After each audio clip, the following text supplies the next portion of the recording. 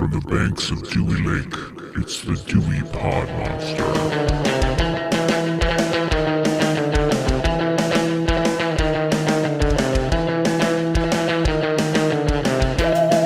Welcome back. My name is John, and this is the Dewey Pod Monster Podcast. This is a weekly podcast about consumption. We are, of course, proud members of the You Run Podcast Network. You can find all of our old episodes, all of our new episodes, and all the other great shows on the You Run Podcast Network at yourunpodcast.com. With me this week is the host of the Dewey Pod Monster Podcast, and his name is Sean.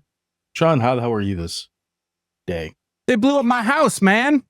Was that in the movie? I don't even remember. What movie? They fucking blew up my house. Well, who needs a house anyway? That's true. It's 2025. We have cars. We have cell phones. You're probably fine. I'm probably all right. So, Sean, even though you're homeless now, what have you been watching lately? All right, John, I'm going to give you're going to be able to pick the configuration. Do you want a documentary sandwich or do you want a movie spread on top of two documentary slices? That's an open face sandwich, I guess. Yeah. I'll just go with the traditional sandwich. I am a fan of a turkey club, so let's do that. All right. So I got two documentaries that I'm going to talk about, and I got one movie that I'm going to talk about. I will start with the documentary since you want the sandwich version.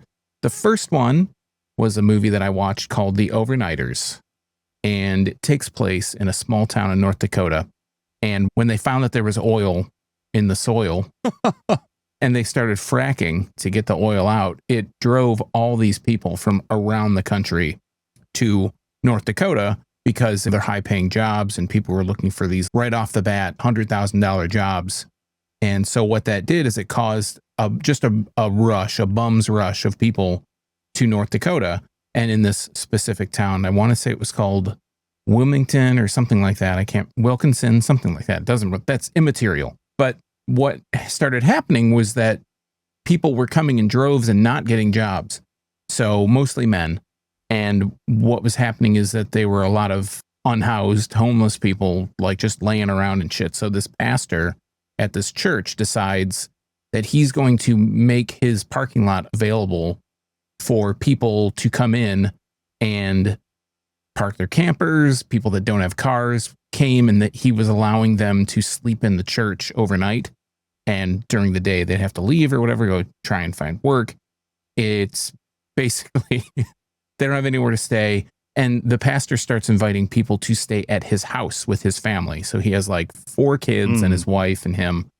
And it's this whole kind of story. No, nothing could possibly come out of that could be negative, right? You'll have to watch the movie. So I won't spoil it because, maybe good things come, maybe they don't. It's basically the story about this pastor he's at odds. His church is at odds with the neighborhood, with the city, because they don't want all these homeless people basically living in their parking lot. They could, by law, they had 28 days. They could stay 28 days in one spot. And this pastor is trying to push the boundaries. It's a good documentary, and it has a little bit of a twist at the very end. Is the twist the movie 28 Days Later? No, it is not. It is not. Good call, Damn though. it. Good call. Sorry. So next movie I watched was actually a movie, and it's not a documentary. It's called Blood Games. It's from 1990. Are you familiar with Blood Games, John? No, but I like the title. Okay, so let me lay the scene out on you, brother. Bat City. After a hotly contested baseball game between Babe and the Ball Girls, that's the team. Babe is the captain of the team, and the Ball Girls, and some country yokels. The yokels don't pay their bet.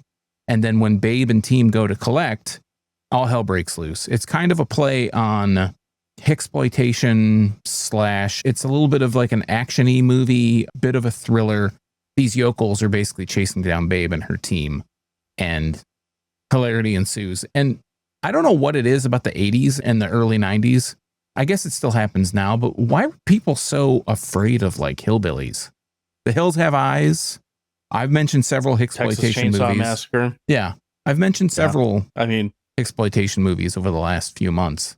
I think if we had to like pinpoint it, we just said it. It'd be The Hills Have Eyes and Texas Chainsaw Massacre, because those were probably the two popular.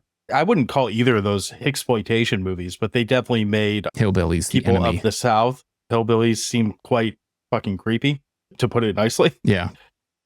So to answer your question, that would be my guess as to why people are afraid of hillbillies, is those two movies in particular. So the thing about this movie is that there are a lot of parts of the movie where it seems like it's a female director. So that was I was kind of intrigued by that. But there were several scenes in this movie where it seems like they did one take and the audio didn't work out. And they're like, fuck it. And they didn't even do like dubbing or ADR or whatever. I do like those kind of movies. Those are usually fun. Like, we're not going to be able to do this the right way. Fuck it. We don't even have a microphone to record what they were saying anyways. The music like really blares over it. So it was definitely an fuck it moment. I will say at the end, I'm not going to spoil it because this is, I'm sure a lot of people are really at the edge of their seats to go watch Blood Games. But at the end of the movie, they did something I don't think I've seen before. They do like a montage where they show all the people who died. And they show like these little slow motion scenes of them running or like little scenes in the movie where they were like in the movie. Because some people die like really early, but every victim of the hillbillies, they're just like memorialized in this thing. So the last thing I'll talk about is on Hulu. And I think it's from 2021 or 2022. It's called Sasquatch. I don't know if you've seen it. Okay. It is. I think I've seen the panel for it. I don't think I've actually. Yeah, it looks like redacted. Like black lines when they do classified documents and they like redact it. It looks, and it's in the shape of a Bigfoot. So this is a 3-episode docuseries. It starts out with this journalist, Dave Holthouse, who has done work on like, he went in depth undercover with like neo-Nazis and with, that's the kind of stuff that he does. He goes undercover and he does all these things. He heard a story in 1993. He was a harvester on a pot farm in Humboldt County, which if you're not familiar with Humboldt County, it's like supposed to be like some of the best weed in the world. They grow it there. Didn't it just get raided like a week or two ago? It when it wasn't legal, it was always people are going missing. They're getting killed. All this stuff. I think even though it is legal, it got raided like a week ago. But anyway, I mean, it wouldn't surprise me at all. So he was a harvester, and he was in a cabin that didn't have any electricity or whatever. And the owner was there. The farm owner was there, and these two kind of tweaker dudes come in that worked on the farm, and they said, we just saw these 3 bodies and they look like they were shredded, like a Sasquatch killed these people. So he heard this story and it just kind of stuck with him throughout all these years. And he decided like, I want to try and see if I can find out what this whole thing's about.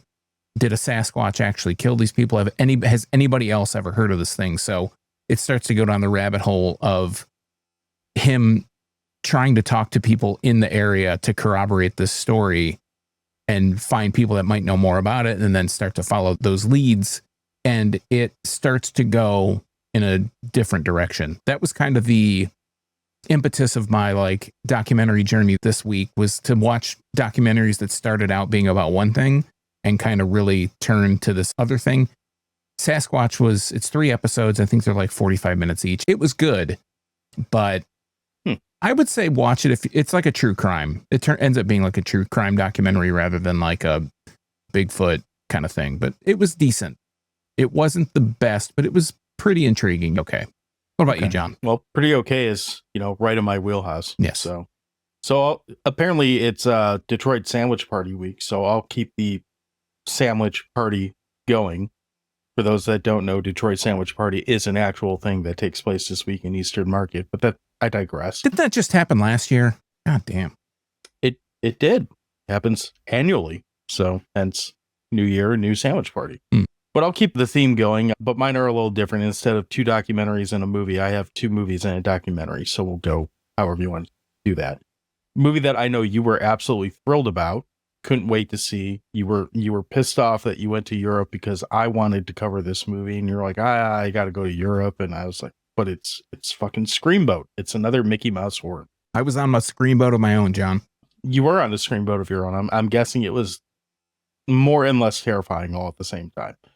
So this is supposedly from the brain trust that gave us the Terrifier movies. Don't go into this expecting anything even remotely close to what Terrifier is. Read into that however you want. It still has DHT. It's got David Howard Thornton in it as Screamboat Willie. So he's playing the main character in this. And it's got a bunch of other fuckers that we really don't care about. It's really not a good movie. It's almost 2 hours long. It's an hour and 48 minutes, I believe, looking at the IMDb. And basically, I will say this, it's dramatically better than the Mousetrap. Like, the Mousetrap was absolute shit, and this at least has a character that looks like a drugged up mouse that's running around a boat killing people. So, okay, you're delivering on what you sold me this time, I guess. As a movie, it's not very good. It feels very at home in the same like vein of like direct to Tubi. Think like when people say like I really love B horror movies, but they're talking about like 2020s horror movies. That's what you're getting with this. It's not like a B horror movie like I don't know, Don't Open the Door or some of the other shit that we wax poetic about. Blood but Games. It is very much so. Blood Games, exactly. It's in that type of thing. So if you want like a creature that's running around like killing things, it has that. I would not strongly recommend this for pretty much anyone. This is to me like the definition of a movie that's like, I mean, if you're curious, watch it, but wait till you can watch it for free. I'm sure we'll pop up on Tubi or something eventually. We'll have it linked because Art is working show notes in the game, as we've mentioned many times. You might want to hold off on that link unless it pops up somewhere less costly in the near future. I'm surprised you gave it a chance since it was an hour and 49 minutes. It goes over your hour and a half rule. Well, you were in Europe for 2 weeks. I had a lot of time to kill. So I don't know what to do. It does go over my hour and a half rule, and it's not a hard and fast rule, but I don't know. I don't know why I wanted to watch this piece of shit, but I did. And I did it so you don't have to, at least until someone asks you to. On the documentary side, I watched on Netflix, there's a documentary about the Tylenol murders from I think it's like the 60s when this happened. This documentary is a year or two ago. No? Older? Younger? I don't know. It's like the 80s. Okay. So, obviously, I watched this like 2 weeks ago and didn't pay close enough attention, but here's the thing. I thought they caught the guy that did this, like the actual Tylenol murders, and they caught a guy a couple times, but he never was actually charged or found guilty of anything. And now he's dead. So I guess it doesn't matter. But it's kind of a fascinating story. Not so much like a lot of it feels like, this is why they put those seals on bottles. This is why they don't make it so you can just walk into a store and open something up and do whatever. Like, there's a lot of it that feels like in hindsight, like, yeah, that was pretty fucking stupid. But the way that it kind of comes back up a couple times, like a couple decades apart, it's kind of more fascinating. And they kind of take you, I think this is another documentary that's like a 3-piece, like docu-series type thing. So like, 2.5, 3 hours type thing. It's weird because I felt like the documentary left me with as many questions as it did give me answers, mostly because everything's very open-ended, because they very much so walk you down a road of like, and I don't remember the guy's name, but they're like, this fucker did it. And this Chicago guy, definitely a White Sox fan, hates the Cubs, easily the guy who did it. Fuck this guy. And then he turns out not to be fuck the Sox. Cubs are okay. Fuck them both. I don't have anything against the Cubs, but whatever. We'll go with that. And then it turns out not to be him, and they even go as far as like thinking, well, maybe it's this other guy. They like do a 360 or whatever, a 180 and change gears and go after this other guy. And then the original guy turns out to be a suspect again, like 30 fucking years later or some shit. It's this like soap opera of a true crime drama, but it is interesting because of the fact it's actually more interesting because they never caught the actual guy, and it just leaves you kind of wondering, like, they really dangle the carrot of like, is this just a big corporation covering up some fuck up that they did, or was there actually some guy out there, intentionally killing people? And with the current climate that we're in, you almost can like it's not even the current climate. Like, you could totally buy a corporation just covering shit up. That wouldn't surprise me at all. Corporations never do anything that would hurt people, John. No, never. But seeing it on this level, like 40 years ago, if that's what it is kind of interesting to see the pivot, how, for lack of better wording, how well they managed the crisis, which I guess you can give them credit for that regardless if they planned it or not. I guess they wouldn't planned it, but if they were covering it up or not, they managed this crisis incredibly well. And I mean, there's Tylenol in my house still. I'm assuming you have something comparable, if not the same thing. So it's not like it did that much damage to him in the long run, but it is a kind of interesting story and worth giving the time to check out. I feel like they stopped Unless- making the capsules because of this too, right? Weren't they capsules that were specifically contaminated with or tampered with? Yeah, so they still make capsules, but you can't like. So Pull you them used to apart. be able to pull them apart and get the good stuff inside them. Now they're all like one piece. I only do I don't Goodies know if headache it's still- powder, and I pour it directly on my tongue. That's all I do. I do straight cocaine right to the brain. Okay. Well, that does it too. Yeah. Wakes you right up. So. Head on.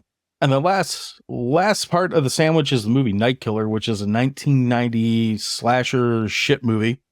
It is more in line with my average runtime. It's about an hour and a half long, but it is essentially the plot basically just reads: a surviving amnesiac victim of a serial killer is terrorized while the police work with a psychiatrist to bring him to justice and stop the crime wave. What it really is a dude in a shitty mask with a knockoff Freddy Krueger hand going around killing chicks. That's pretty much it for about an hour and a half. It's not very Good. unpredictable. Okay. Yeah, it's not very good either, but it's entertaining in that like early 90s, like this is a shitty slasher movie. Like, I can think of way worse ways to spend an hour and a half. So, and I would say this is a better movie than both Streamboat and the Tylenol murders combined, because it's dumb, but at least I know it's dumb. Yeah, you knew what you were getting into.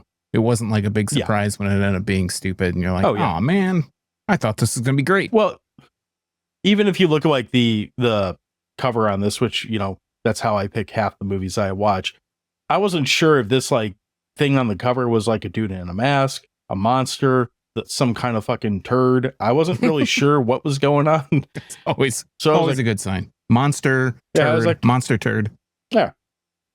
seemed like it was worth hitting play just for that, and that's what I did.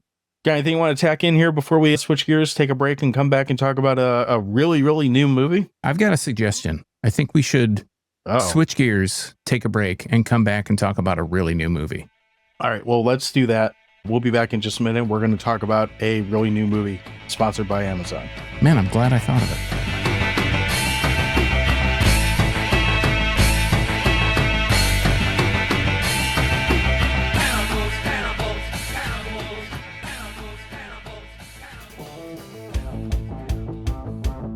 Hey folks, AI John here.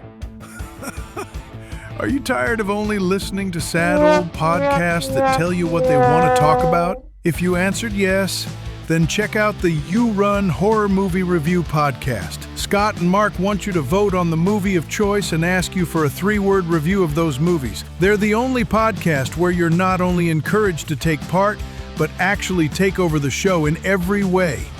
You can find the You Run podcast and other fine shows at yourunpodcast.com.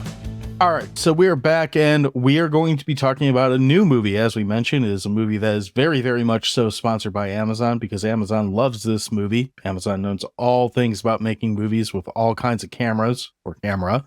And this movie is titled War of the Worlds. It came out this year in 2025. It went directly to streaming. I don't believe this is in any theaters. If you saw this in a theater, I don't even know how to word what you saw, if that's the case. But we start with third-party reviews, and this third-party review comes from someone named True One, and this person says, "An absolute perfect movie. Never experienced something so life-changing in my entire existence. I love the scene of Ice Cube trying to escape his office so much that I watched that very scene at least 3 separate times. Truly amazing. Quote, I'm done spying on these people's Amazon's carts out of 10. And he gives it 5 stars out of 5. So True One is a fan of this movie. We're going to tell you what we think about it. But before we do that, Sean, do you want to take a second and let us know a little bit more about War of the Worlds from 2025? Sure. So for that, I go to IMDb and I type in the words War of the Worlds, and I look at one of those movies. I look at the one that was from 2025, not all the other ones, none of those things. Brings it to a movie. It's from 2025. It's got a PG-13 rating. It comes in at an hour and 31 minutes. It gets a 2.7 out of 10 on IMDb's rating with 18,000 reviews. And it's currently number 4 out of a number, which is up 2 numbers from another number. That's why I'm laughing, is because it's at number 4 out of question mark. Like, I think that we've had a couple in the top 5 on this, but the fact that this movie is one of the first movie this year, I think that we've have a ranking In the single on it. Well, digits. maybe I was going to say Mithrigan probably had a ranking on it, but it wasn't this high. Yeah, it wasn't So this anyway, high. It wasn't quite this high. So we go to the storyline and the plot. We're never sure which one is which, but they wouldn't put it on top if they didn't want it read first. It says, a gargantuan invasion is coming with this fresh take on the legendary novel of the same name that is filled with present-day themes of technology, surveillance, and privacy. And then if we scroll on down to the storyline, it's the exact same thing. This does not care of anybody. It just says a gargantuan invasion is coming with this fresh take on the legendary novel of the same name that is filled with present-day themes of technology, surveillance, and privacy. crazy. Is there anyone in this blockbuster movie that we care to talk about? I think there's probably just 3 people that I care to talk about because I didn't really recognize anybody else. There may have been 1 or 2 other people, but the ones that really matter are, we have Ice Cube, who plays William Redford. You may know him from Friday. You may know him from Last Friday. You might know him from The Last Friday. I think that's actually what the new one, whatever. Boys in the Hood. He's a rapper. He's a famous guy. We've got Eva Longoria, who plays NSA scientist Sandra Salas. She is probably best known for her role in Desperate Housewives. She was in Boss Baby, Family Business, and in the movie Flamin' Hot, about Flamin' Hot Cheetos. And then we have Clark Gregg. She's also a famous lady. She's a famous lady, yes. Clark Gregg plays NSA director Donald Briggs. He is Agent Coulson from all the Avengers shit. He is in the New Adventures of Old Christine. That's that Julia Louis-Dreyfus show, and he's been in other stuff. He's a famous man. Yeah, the only other person that I almost definitely recognize is Jim Meskman, which he plays the president for like 2 seconds. Yeah. Where he has to drop the title of the movie because someone's got to do it. And Michael O'Neill, I might have recognized, but I'm not really sure. He's not on the screen long enough for me to care. I do feel like it's worth stating in this before we get into however we feel about this movie. I don't know if you're aware of this, but this movie was shot kind of at the height of COVID. So that for whoever is listening to this that hasn't seen this movie yet, just be prepared to watch. It kind of feels like you're sitting in an 1.5 hour long Zoom meeting where there's a bunch of like people sharing video. The entire thing is very much, I don't know if this is all shot on iPhones or computers as opposed to like actual cameras, but it definitely feels like it was all shot on an iPhone and kind of plays like a giant cutscene from a video game. Is that fair? I think that Ice Cube stuff was shot with a camera, and I feel like the rest of it was shot, like you said, phone, because they put fake artifacts and stuff all over the videos so that it looks worse than it actually is. I mean, not all of it, because some of it's actually quite bad. But I wrote a little Cliff Notes version of my own telling of like what the story's about. Ice Cube plays William Radford, an anti-terrorist specialist with the NSA who monitors not only random people on the street, but also his family, watching his daughter's refrigerator contents and his son's video game habits. In the midst of us seeing what a trolling turd he is, an alien invasion happens initially with the disguise of a meteor shower, but soon giant walker robots break from the fallen rocks and start to attack their ultimate... Should I even say what their ultimate goal is? Like these aliens, what the goal is? Go for it. Fuck this movie. I don't care it's if data. you spoil it. They want data. Yeah. So they eat data, and that like it's deletes just the data. like Amazon. Yeah, So- maybe. Google, all those things that harvest your Facebook. data. It's like one of those things. Yeah, Facebook, X, etc., etc. Yeah, so that's pretty much it. Like, anyway, time for hot dogs. Then you're in for a big treat, bro, because it's hot dog time. So maybe it's not quite there yet. So we should probably actually talk a little bit about this movie. So Yeah, why not? So, I mean, for this movie is my fault. As far as us talking about it, I was, doing my usual tooling around the internet while at work instead of working, and I stumbled on. I didn't read the reviews, but just kind of the Metacritic score, which is now up to 3%. At the time when I sent this or to you, it was at very strong 0%. And I don't know why, but that struck me funny, and proceeded to bring it up and say, we should talk about this piece of shit because it's a piece of shit. We like pieces of shit. We eat pieces of shit for breakfast. And that's kind of my fault.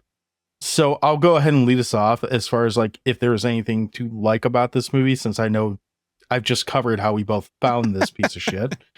I'll say this, like, I think the biggest problem this movie has of many is that really coming out in 2025. If this movie had came out at the time when they shot, so if they shot this in 2020 or whenever, at the height of the pandemic, when we're all locked inside and whatever, like we can't go outside, if this movie had came out on Amazon during, you know, the height of the pandemic, I think I would have appreciated more just because it's closer to what everyone's there'd be more rationale behind the reason for the way this movie's shot and the way it's doing everything that it does. I don't think it would be so like, oh, fuck this dumb shit. Like the second you see everything happen in this movie, I think you would have, it would get a little bit more forgiveness if it had come out in that time frame. So there are some interesting ideas as far as how to tell a story here. I've heard there's a couple other movies that have done the same concept and actually done it well. So I'm not necessarily opposed to the idea of how they're telling the story. I will say I don't generally go into movies trying to feel like I'm going to work. So seeing a bunch of Microsoft applications, spreadsheets, and things of that nature, not exactly the most entertaining movie experience, but you know, I not necessarily opposed to the idea they were going for. I just, well, we'll get to how I feel about that later. How about you? Was there anything that you liked in this movie? So all that stuff that you just said, was that a like? That I like the concept. Oh, okay. Of what they were, and trying that is your like. So that's pretty much it. Okay, all right. I just wanted to make sure because when you said all these words, and then I didn't really hear. I like Eva Longoria. I didn't really hear you saying I'm dancing the words. around the fact. I like this. I never really heard you say that. So I wanted to make sure that we are on the same page. I can say it's a very light like this week. So it's like light petting. It's like in all the things that you could complain about. These are the things that I'm not going to complain about. Okay. I like looking at Eva Longoria. That helps. All right. So, I mean, that's cool.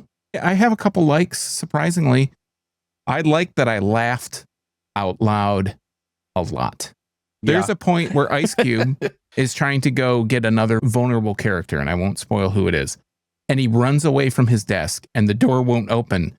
And he says, "Damn, they got us on lockdown." And when he said that, I actually threw my head back and I cackled to myself. I was glad I was in the house alone because I was just like, I just laughed so many times to myself and loudly. I had a good time laughing at it. The other thing that I will say that I really liked about this movie is Ice Cube spends his entire day, his entire normal working day, fucking around online. And when something actually happens in the world, he's still dicking around on his computer. He's chatting with his family. He's actively declining calls from his superiors. He works for the government. The director of the NSA is calling him and telling him that, hey, I need these reports. Nope. I need this thing. I need you to do this. I'm on the phone with the president. And he just like declines the call. I thought that I laughed. And he's still just like, he has time to still check on his family. Hey, I get it. I appreciate that he's a family man, but I think it's hilarious that he just blows off his coworkers and superiors. So I should piggyback on that because I agree with you. I love the fact that he's telling like the director of the NSA in so many words, fuck off, I'm spying on my children. Yeah. I love that, you know, the world is quite literally under attack in this movie. Like this would be like, if this were to happen, it would be like, this would be all that is happening. I refuse to believe that. I forget what the title is they give him, but he's like the chief, you know, doodad like of spying on your kids or something. Specialist. Yeah, something. Whatever the fuck he is. He's not in the position where if this were to be happening, that spying on your kids is going to be an option at that point. Yeah. Like, I don't see that being a thing. So it is kind of funny that he's just dicking off his duties on like really this entire fucking movie. Just no one fucking cares. While the world burns. He's just right. He's just fucking around. I think I'm leaving like territory at this point. So I'm just letting everybody know I'm going off the like map and now we're getting on the dislike map. So, and maybe it's almost an in-between. Here we go. Yeah, so maybe it's almost in between, but I feel like there are so many leaps of logic in this movie, and not only like in storytelling, but in technology. I have no doubt that the government has every camera at their disposal that they can spy on what I'm doing. They can watch what I'm doing. If I'm in public, there's probably a camera watching what I'm doing for the most part. But he has the ability to track every single thing that any person that he wants to. There is a game called Watch Dogs, and it's like a console PC game. It's an Ubisoft game, and the characters can like hack these things, and they can check on people's phone calls, and they can listen in and do all this stuff. He's very much like those characters. He can just like, people are walking down the street and they're having these side conversations. Okay, whatever. I understand that that's probably something the government has the ability to do, like to see what you're doing, but I don't think they have the ability to just like see a person walking down the street and it identifies their cell phone. They can hack in and plug in and listen to it at any time. The other thing that really like gets my goat about this thing is there are several times, not just one time, but there are several times when, I'm not a security expert, but Ice Cube is able to not only tell where someone has been based on like their phone movement or whatever, but there are a couple scenes in this movie, and it's kind of subtle, where he can actually tell them where they are going. Like before they even know where they're going, there's a scene where his son is like running down the street after the aliens have landed and they've broken out of these pods. And the kid's just running down the street and he's like, turn left here. And it's like, how do you know? And there's a line to show. It's like, how do you know where he's going? The leaps of logic and the technology and all this stuff. One thing to point out, and we've hit on it, but I had only read really like maybe one sentence about this movie, and it really kind of told me a lot about what the movie was about. But it said something to the effect of like, he's sitting at a terminal the entire movie. Like Ice Cube, there's no action scenes. He's not like jumping over something. He's not doing like XXX State of the Union or whatever. He's not playing some action hero. He's literally sitting at a desk, putting his hands on his face, speaking in a monotone voice. He can do no inflection on his voice. The only thing that he can do is control the volume of his voice. There is no emphasis on any words.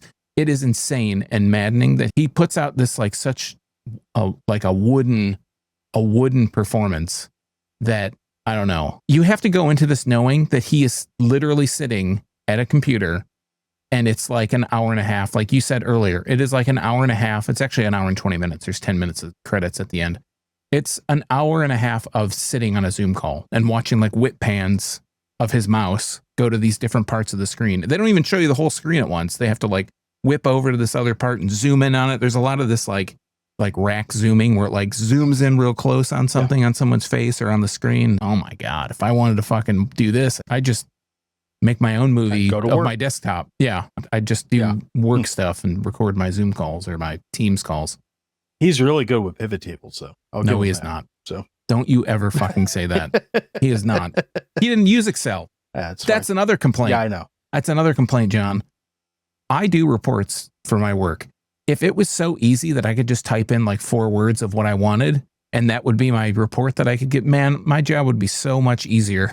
Sales, Asia, blah, blah, blah. And then it just spits out all the things and it's all summarized for me. And I'm like, oh, fucking awesome. That's the one thing that really drives me crazy is how, I don't expect that he's going to be sitting here crunching numbers and doing all this stuff, copying and pasting stuff out of like different whatevers. But the fact that he just types in keywords into this database and it spits out all the things that he needs to know, like in a moment, again, I don't disbelieve that there is some kind of thing out there that would let you do this, but I don't think he has it. Minor complaint. So minor complaints are a thing here. I think some of the things that really annoy me in this are some of the leaps of logic that this movie expects you to take. So Ice Cube is the grand doodad of hackers, wherever the fuck he is in this anti-terrorist job. Yet it appears he's the only person in this government building on whatever day the aliens decide to show up. Like, he is locked in this building. There is not another soul in this building that is basically the size of a shopping mall. It's fucking huge. And there's just Ice Cube sitting there spying on his family on the clock. Seems a little questionable. So that's just one thing that's fucking stupid in this. Here's your spoiler warning if you really give a shit. So at one point, we already mentioned it, the aliens they come to town and they're the aliens are basically just this giant Matrix-looking bad CG thing of what were the Matrix? The Sentinels? Sentinel That sounds right. Okay. So they're kind of like these big Sentinel things, but basically at the end of their dick is just a USB port. That's all it is. And they're just going to these different data centers and they're just straight up raw dogging our data and doing whatever. So eventually, as they're going through this big plan to presumably sell us more ads or some shit like that, they tell us, okay, so we can no longer control tanks or planes or anything that involves a computer, basically. They deleted Ice Cube's dead wife's Facebook page. That's very sad. Yeah, that's so Somehow they decided just skip over all the data on YouTube because that's still up and working.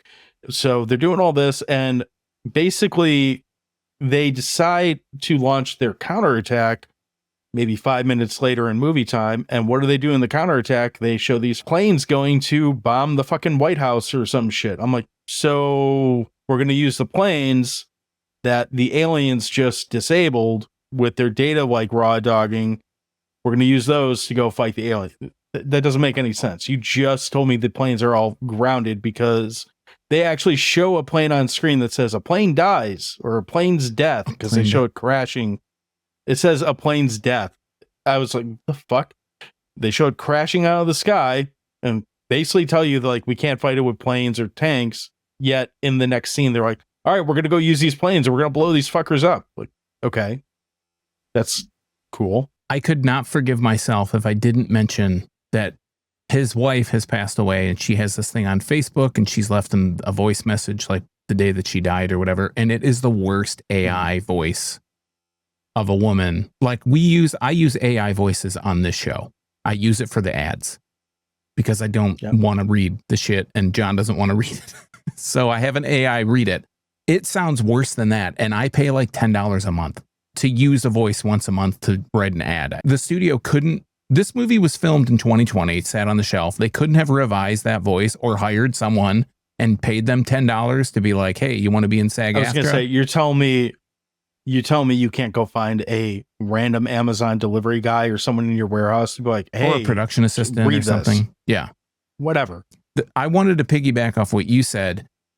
When these aliens come and they take all the data, it shuts down. And the other thing that they're like focused on is they want to shut down like infrastructure. They want to shut down the global power grid. They want to take all the data. How is there any internet? How are there any broadcasts? Because he's constantly watching CNN online or different Fox News, whatever, online streaming stuff, broadcasts, cell phones. There's a point where when, like you said, all the Facebook data gets taken down and it's one of those things where they're showing the pictures. I just thought of something. There's this thing where they're showing the pictures and the pictures just get replaced by the little icons of a broken picture or the voice slows down and then it goes. That's not how fucking data works. That's not how data works at all. Last thing, Facebook gets taken down. News is still broadcasting. How do they have any fucking power? So let's go back even further with this. They tell you that the aliens were able to get on Earth because a, quote, meteor shower knocked out all the satellites around Earth 2 days before they show up.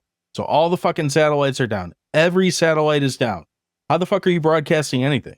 Yeah, I don't know if about the 2 days, but yes, they definitely hit a bunch of satellites with the meteors. That's how they come to Earth, is they drop down these meteors, hit the ground, and Eva Longoria is a NASA scientist or whatever, and for some reason she's out in the field.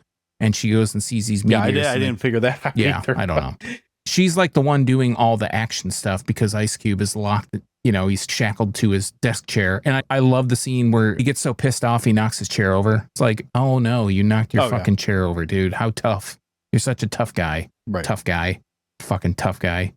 This is all to bring us to the one thing that we haven't talked about yet, which really, like, more so than aliens hotboxing a fucking data jack.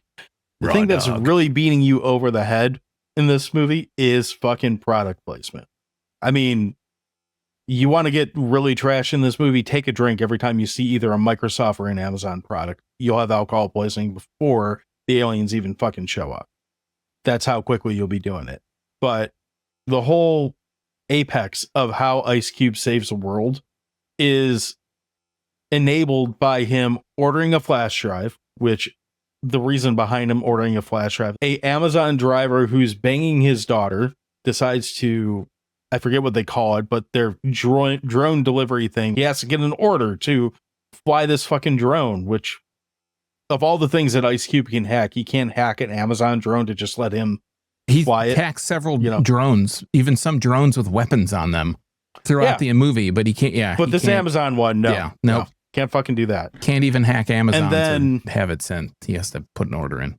And then we proceed to watch Deputy Dipshit Mark here, Amazon driver, fly this drone, crash it into a bum or something. Well, I don't even know exactly how this drone crashed. Gets shot. I think he gets so hit. shittily, but okay.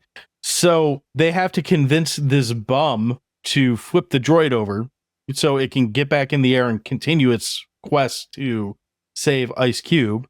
And he doesn't want to do it because he might get dead. They're like, how about we give you $1,000? And they text him $1,000 Amazon card so he can hack Amazon to give away free gift cards, but he can't hack the droid to just let Mark fucking fly it. And then it proceeds to go into this government building at a time where the entire country is in chaos. This crisis is going on. This droid just flies right through the fucking front door into wherever the fuck Ice Cube is. Multiple floors below ground. He's like 30 floors below ground, below Earth. And he's getting navigated by Ice Cube's daughter, if I remember right, who I'm not a government employee. I'm definitely not a anti-terrorist person who watches people. I'm not whatever Ice Cube's job is in this movie. I have a feeling that family tours are not part of the job, though. Like, they're not just letting you into this kind of building because it sounds like you can get in some fucking trouble by doing that. They do explain that.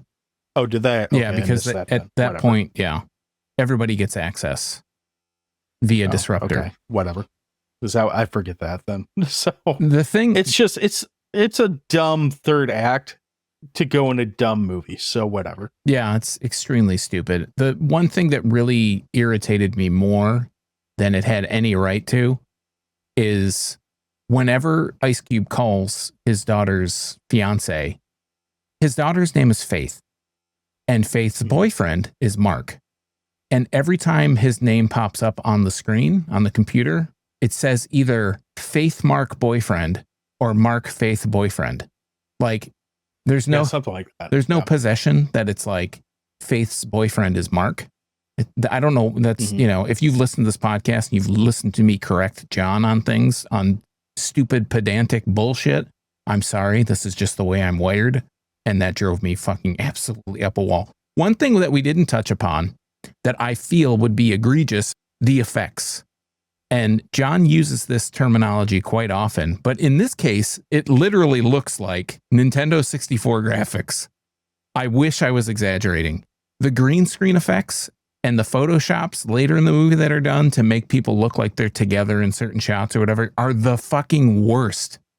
The saving grace of this movie is there are probably I would say there's less than 20 people on the effects team of people's names that go by. And I'm like, oh, it's kind of impressive that they put a movie out that uses so much like screen recordings and whatever to piece this thing together. But it's no excuse that it looks fucking horrible. Like that you can just watch the trailers and they show some of the stuff. I think on IMDb's website, they have a trailer playing in the background. There are parts where there are planes and stuff flying, or even the tripods, the walkers, the aliens themselves look awful. Like they look fucking horrible. They don't even look like PlayStation 1. They look like N64 graphics, legit, without the memory upgrade. Like they look awful. GoldenEye looks better than this movie 9 out of 10 times. You mentioned that there's only like 20 people that worked on the effects on this. And I read somewhere that there's no scene in this movie where two people share a scene at the same, like they're in the same spot and on the same screen at the same time. So they're not like Ice Cube's in this like bunker or whatever. There's never a point where he's got someone else that he's actually acting with. It's always one person with the camera. I remember there's a couple shots with like pictures, which are pretty heavily edited at the end of the movie, but if that's accurate, I didn't go back and rewatch the movie to fact check that because I just didn't care that fucking much. If that's accurate, that adds another, okay, that's kind of interesting that they were able to shoot a movie this way. Because for all the shit that we're giving this movie, it is a functional movie. It has a story. It has a beginning, a middle, and an end, and shit happens in the movie, debatably. But again, I can't think of another movie where I've seen where there is literally no point where actors actually interact with other actors. They're just going off of looking straight down the camera and reacting based off whatever the director tells them to do. I don't know if that's a selling point. In fact, I'm going to say it's probably not a selling point, but it is notable. And again, after I read it, and even still, I can't think of a scene where there's actually two people that are in the same room at the same time. I feel like one of those scenes where his daughter gets hurt. Mark goes to get her. A couple of them. Yeah, there may be a scene or two where they're together, but I would say like 95 to 98% of the movie, because that's very short. It is really just a person talking into a phone, like a camera, essentially, that they're holding or whatever. Yeah. Yeah. Anything else you want to add with this? I mean, I don't really feel like there's this movie is, well, why don't we just get to it and then we can say what we think about it. Let's fire up the grill for real this time. Then you're in for a big treat, bro. Because it's hot dog time. So I'll start here. You would think at this point, after all these amazing movies I've stumbled onto, like Instant Death and The Nostril Picker and Fat Guy Goes Nutsoid, some of those were better than others. You would think I would learn, hey, this stupid movie is probably going to be worth watching. Well, that's about a 50% clip off those 4 movies. This movie's not great. It's got a couple interesting ideas and concepts behind it, but it looks bad. The writing's comically bad. Ice Cube doesn't really have the chops to pull this off, and I'm not even going to blame him for that. Like, I think this would, even if you got like Philip Seymour Hoffman at the height of his, life, I feel like this would be a stretch for him to carry this movie on his own too. So I don't know that that's necessarily Ice Cube's fault, but there's really nothing good in this unless you just want to have a handful of beers, get a little tipsy, and laugh at this movie for how absolutely fucking dumb it is. It's like a quarter hot dog, maybe, and that's only because there is some humor in this to find. As Sean mentioned, if you can just laugh at how bad everything is that's happening on screen. But as far as it being an actual good movie with redeeming qualities, I don't know that I would put it that far. I mean, there's probably a better version of War of the Worlds out there. I'm not really sure what that version is, but it's not this one. Tom Cruise. Yeah, I didn't like that one either. Oh, but for different reasons. So that's a fucking masterpiece in comparison to this. All right. Whose hot dog is this? But in comparison to this, is a different conversation. So true. All right. So I'm just going to say, wow, the whole thing feels shoddily and quickly thrown together. Make no mistake, this is a horrible piece of shit. But at the same time, it is hilarious. I don't think there were many times I went more than 10 minutes without laughing or getting pissed off, or oddly enough, both at the same time about how stupid this movie was. This is not a humble brag. I guess maybe it is. I had better green screen shit going on in my old beer videos from 8 years ago than what they have in this movie. People were convinced that I was not in front of a green screen. This movie, everything, you can see the edges on everything. Everything looks like it was a green screen. And the saddest part about it is that this is a studio-backed film. Between the shitty special effects, the shitty storytelling, or the shitty leaps in logic, the whole thing is like being on the worst Teams call ever. And anytime the focus switches on anything on the screen, the camera whips to that spot and zooms in or zooms out. It just feels lazy and it feels like work. It's just shit. The other thing is like his mouse, the hesitation on the way that the mouse gets used, like implemented, just pissed me off. Sometimes he'll whip his mouse over to the answer button and then he just sits there and he on it for like 3 seconds and then he clicks it. Or sometimes he'll do it. I don't know. Just I can't do it. I'm torn. Like, I don't want to say to watch this because it's fucking horrible, but at the same time, it's hilarious at how serious it takes itself when an invasion of essentially wipeout Excel cars comes to attack and they're just, it's craziness. I have to give it half a hot dog just based on the law of averages. I hate it so much, but it was just so funny that I could see myself going back and watching this. One thing I want to add is that, like, I have seen movies that I have turned off, believe it or not. Believe it or not, I have turned movies off before and how bad they were. At no point, let me think back. Maybe let me make sure. I don't remember there being any point of this movie, not saying that it didn't happen, but I don't remember a point in this movie where I was like, I'm turning this off. I cannot finish this. I read a lot of things after the fact online, and there were people like, I watch 10 minutes of it a day. That's as much as I can sit through. Like, it's not that bad.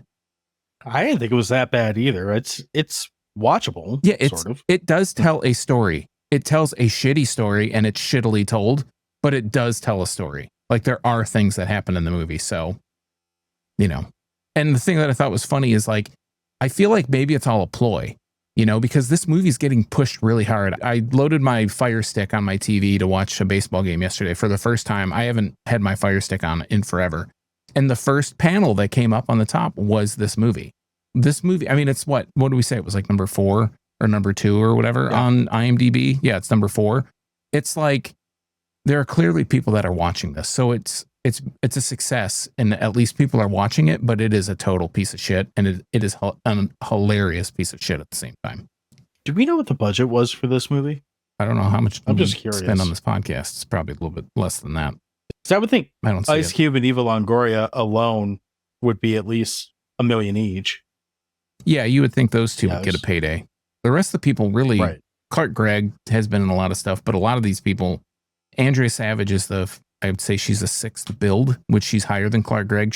I don't even know who she is, but I'm just saying that person. I know who the character is in the movie, but this person was in the movie for like 15 minutes max. Yeah. I don't know. That'd be interesting I mean, I guess they'll never tell us how much money it made because that's not how streaming movies work. But I got to think, like you said, at this point, it's got to be profitable because it's getting talked about for better or worse. People are watching it regardless of how good it is. I guess that's kind of the benefit of making a straight to streaming video or movie is you don't have to try that hard because people already have it. True. Speaking of not trying that hard, we have a question of the week this week. And this week, our question is about ads and advertising in movies. And the question is, some movies sneak ads in, others beat you over the head with product placement. Which films are the worst offenders of in-movie advertising and product placement? You have some repeat offenders over on B-Ski or Blue Sky, whatever the fuck it is. We're going to start with our friend Justin over at Pop Culture Reflections Podcast. His immediate response was Cobra with all the damn Pepsi and Wayne's World for a bunch of non-funny, sarcastic comedy. Little yellow, different. It's funny because I love Wayne's World, but he's right. That scene is kind of cringy. It might have been funny the first time I watched it, but now, 30 years after the fact, doesn't do much for you. It's definitely not. Yeah, no, it's not too great. And then our friend Boomer over at Podcast in the Woods says, I know after watching Paranormal Highway, I just had to run out and get some delicious, fresh-made Papa John's pizza. Thank God the good people at Papa John's decided not to sue them for using their pizza in their movie. I thought they had a thank you. More. They had a thank you at the end of that movie in the credits to Papa John, to the local Papa John's. I feel like it would cost Papa John's more to sue Bukkake Bus than it would to actually just... Great. Here you go. Have some pizza. Pretend it never existed. Right. That's it on Blue Sky. So over on Instagram. So we have Greg from You Gonna Eat That Crust podcast, covered in pus. And he just says supersize me, which I think is a really good example because that's the entire fucking movie is product placement. Our friends over at Dissect That Film said Michael Bay on all of the Transformers movies. So I haven't watched those movies. Are they just littered with shit everywhere, I'm assuming? I think all the Autobots were like converted into Chevys. I think that's like one of the big things is. Oh, is it? Okay. Yeah. But it's been a while since I've seen any of the Transformers. So there could be some other egregious thing. Maybe they all eat Cheetos or something. I don't know. Pepsi. They have Cheeto fingers. They can't transform because there's too much Cheeto dust in the gears and the fucking lips. Optimus Prime's lips that each have like an individual little fucking mechanism to move. I'm picturing Megatron transform into a gun and just a poof of Cheetos dust comes out the barrel. So, perfect. Bozzy 2909 says, "Got to be Wayne's World, right? Doritos, Pepsi, Pizza Hut, Nuprin. Yes, Nuprin, Reebok. Forgetting other ones." Give Me Back My Horror Movie says Jurassic World felt like a giant commercial.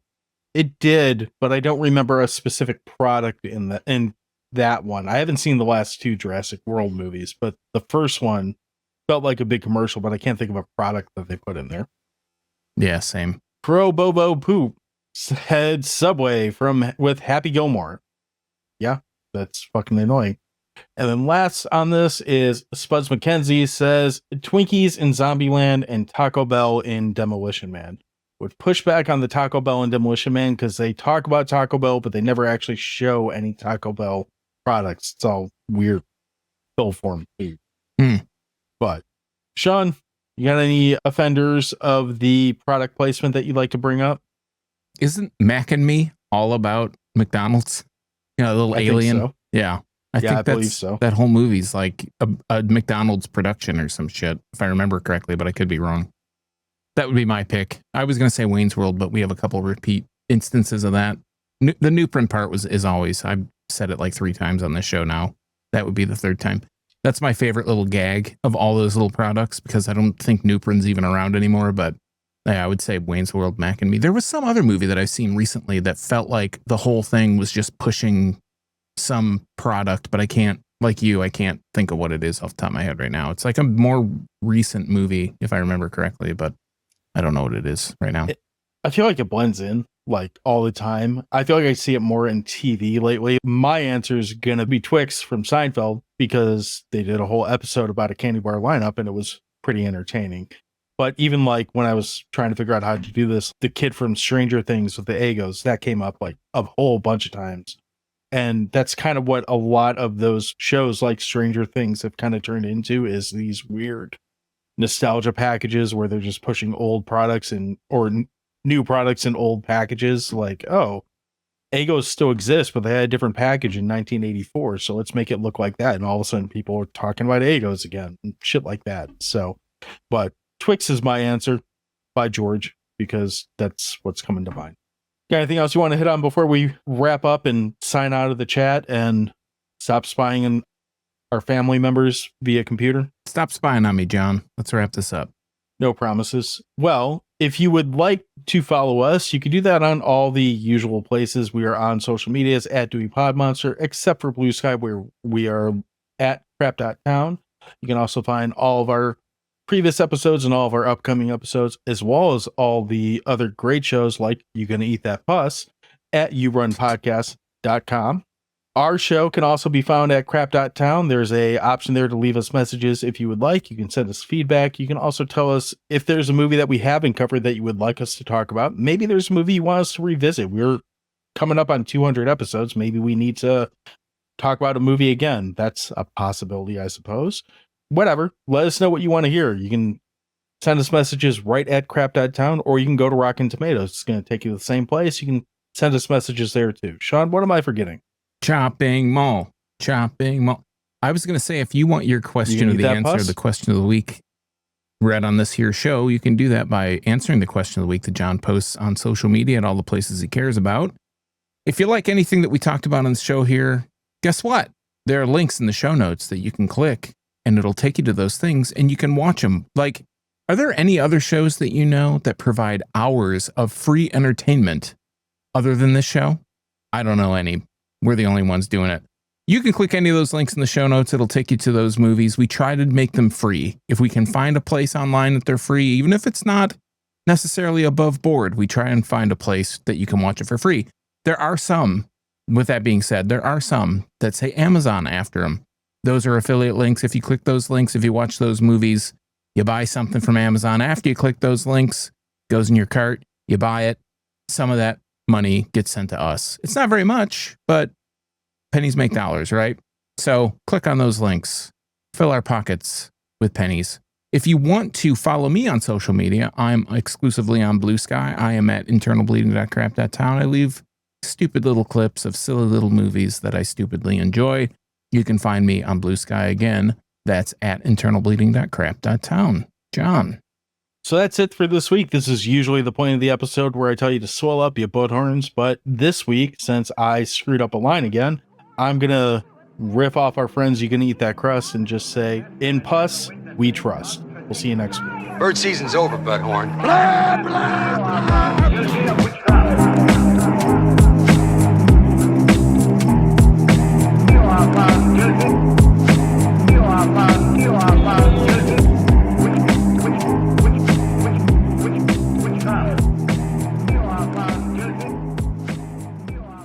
fucking Ice Cube. We have our friend Greg from the You Gonna Eat That Puss.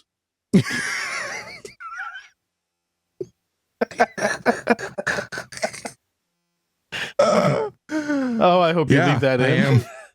I am gonna eat that pus. So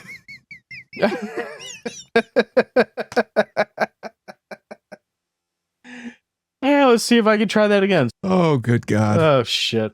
I'm gonna eat that Oh, pus. that's good. Done with that apple core. You want that? Gonna have to bring that up again now. All right. Let's finish this, for God's sake.